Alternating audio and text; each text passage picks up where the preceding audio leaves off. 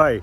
Now, with a casualty of more than 1 million, the clown turned politician, not clown but comedian turned politician Zelensky, he has agreed upon not joining NATO, and they are talking about the guarantees, security guarantees for Ukraine, which is not the same thing as Article 5 of the NATO constitution. But anyway, now he is agreeing that if peace could be achieved by this, then he is ready for it. Now, this thing could have been done much before. So, after more than 3 years of war and killing so many people, and already a quarter of Ukraine has been occupied by Russian forces, and a lot of young people have migrated from Ukraine. I have already said it so many times that it won't be, Ukraine won't remain as a working community or a working country because of the migration of these people, and they are not coming back again to their country from Europe or from other places.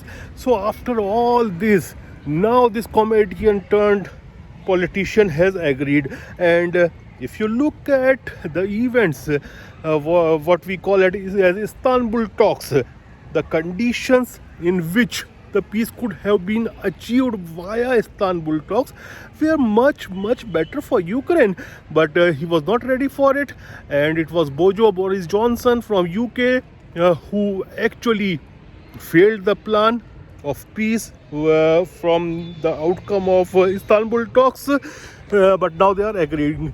Now you can say that it's a defeat for Russia because NATO has actually expanded. He was trying to withhold Ukraine from joining NATO, but Scandinavian countries have already joined. So what if Ukraine does not join?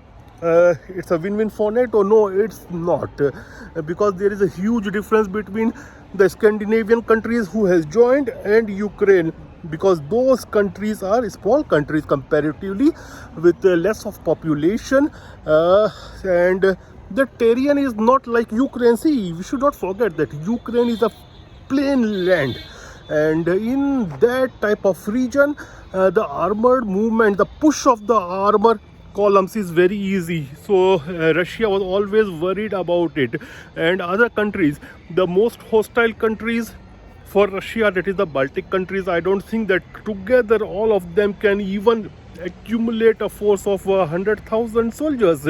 But Ukraine prior to this war was having around 800,000 of force, and add up those forces with NATO, so it would have been a big challenge, huge challenge for Russia. So Russia has actually stopped that, but now they are talking about peace, and this could have been achieved so easily without all these. And now I don't think that Ukraine is going to get most of the territorial concessions, because Ukraine is playing on a very weak wicket, and I don't think that even Zelensky has power to give a lot of concessions to Putin, because if he goes for that, then the very extremists, the neo-Nazis in his country will kill him.